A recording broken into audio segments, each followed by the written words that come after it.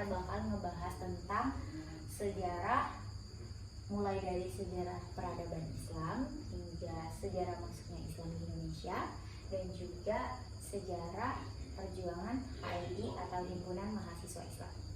Jadi yang pertama, sejarah itu merupakan istilah dari bahasa Arab, yaitu sajarotun, yang artinya adalah silsilah.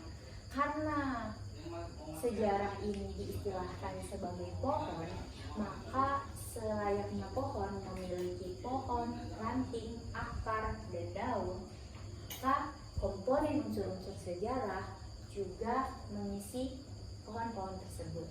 Yang pertama ada waktu dan tempat, yang kedua ada kronologi, yang ketiga ada fakta, dan yang keempat ada bukti atau validasi. Peristiwa tersebut dapat dikatakan sejarah apabila terdapat bukti autentik daripada peristiwa tersebut.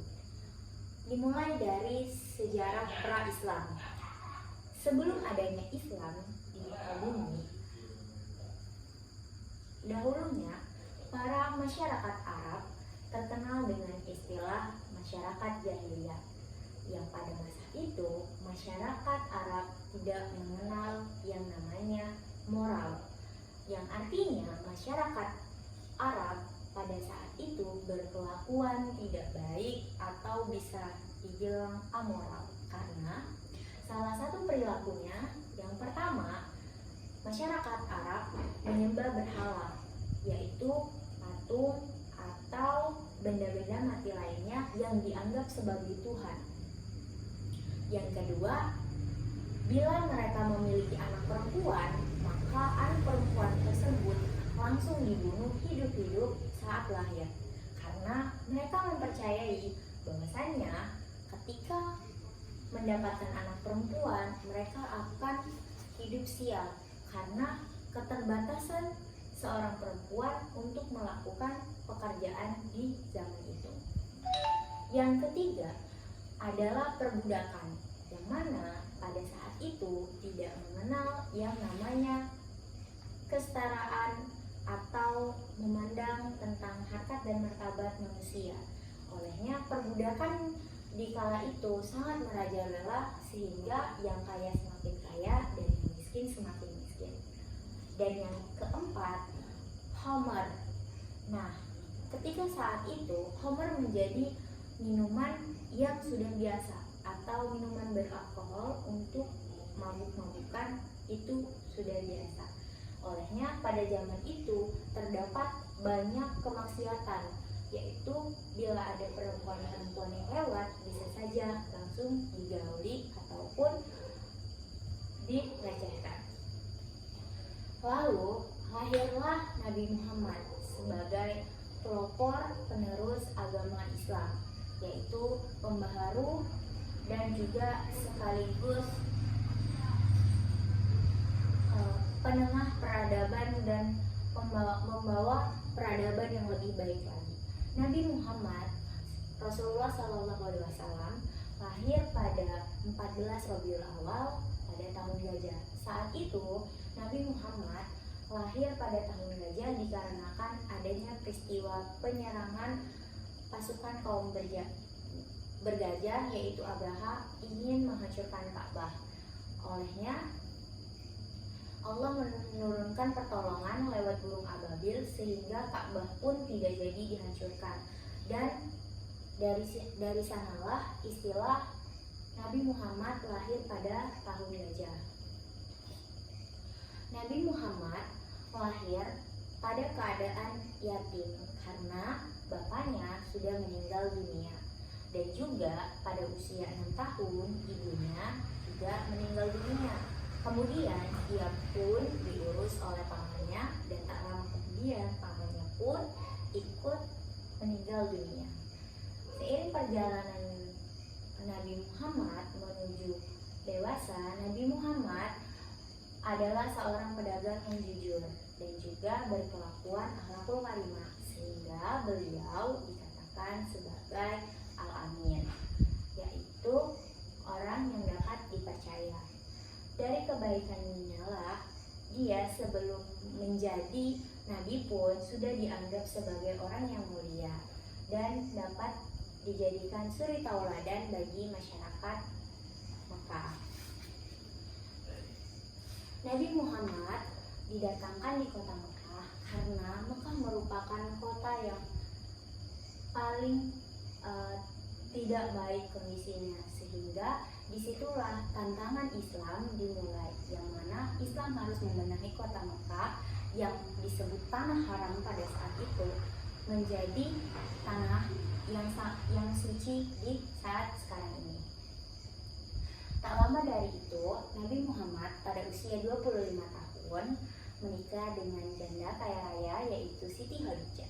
Kemudian ia pun mendapatkan wahyu pertama di usia 40 tahun di Gua Hiro, mendapatkan surat Al-Isra 1-5 yang lafaz pertamanya yaitu Iqra, bacalah.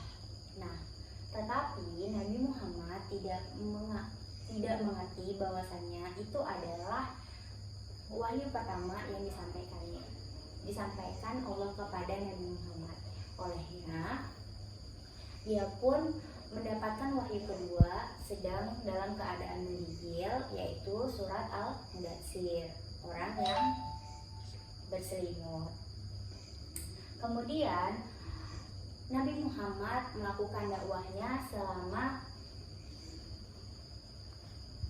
selama sepanjang hidupnya, yaitu di Mekah ia berdakwah secara sembunyi-sembunyi dan di Madinah ia berdakwah secara terang-terangan.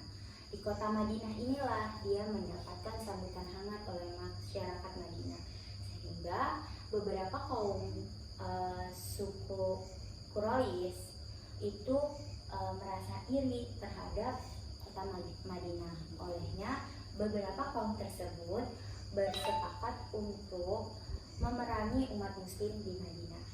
Ada banyak perang yang dilalui oleh Muhammad. Yang pertama Uhud, yang pertama Badar, yang kedua Uhud, sama yang ketiga yang Khandaq. Nah, dari perang-perang tersebutlah Nabi Muhammad akhirnya meninggal dunia. Pada saat Nabi Muhammad meninggal dunia, ada perselisihan mengenai siapakah pengganti pemimpin Nabi Muhammad setelah itu. Olehnya terjadi persengketaan antara sahabat-sahabat Nabi, yaitu Umar dan Abu Bakar. Akhirnya Abu Bakar pun menjadi khalifah pertama dan Umar menjadi khalifah kedua, Utsman ketiga, dan Ali yang terakhir. Akhirnya Islam pun mulai menyebar ke luasan daerah Timur Tengah dan sebagainya.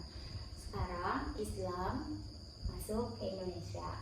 Islam masuk ke Indonesia melalui dua jalur, yaitu yang pertama perdagangan dan yang kedua pernikahan. Hasil dari perdagangan adalah menghasilkan koloni-koloni untuk dapat membesarkan dan membuat beberapa kelompok-kelompok Islam untuk saling menyebar. Yang kedua melalui pernikahan. Dari pernikahan inilah lahir generasi-generasi Muslim dari campuran masyarakat Muslim yang bertransmigrasi ke Indonesia. Kemudian masuklah fase perjuangan HMI, yaitu adalah yang pertama dilatar belakangi oleh keinginan Lafran Kane yang ingin membangun atau membentuk sebuah organisasi Islam mahasiswa pada tahun 1947, maka dibentuklah Himpunan Mahasiswa Islam. Dari sana HMI terus mengadakan konsolidasi, pembentukan, reupgradasi untuk memenuhi kualitas daripada kader dan juga kebutuhan dari bangsa. Karena latar belakang dari berdirinya HMI itu ada dua. Yang pertama, semangat kebangsaan dan semangat keislaman. Dari sinilah yang melatar belakangnya HMI untuk turut serta mempertahankan negara Indonesia. Olehnya HMI juga turut serta untuk melawan penjajah, melawan PKI, dan juga ikut aksi dalam fase reformasi. Tak luput dari itu juga, HMI turut berperan aktif dalam pembangunan negeri. Olehnya HMI diajak di rapat beberapa pejabat untuk merumuskan pembangunan negara Indonesia untuk jangka waktu 10 tahun mendatang. Kemudian HMI mengalami stagnansi pada fase tantangan 2, yang mana HMI harus mereaktualisasi lagi bagaimana perkaderan sehingga dapat menjawab tantangan 2 ini. Sekian dari saya, terima kasih.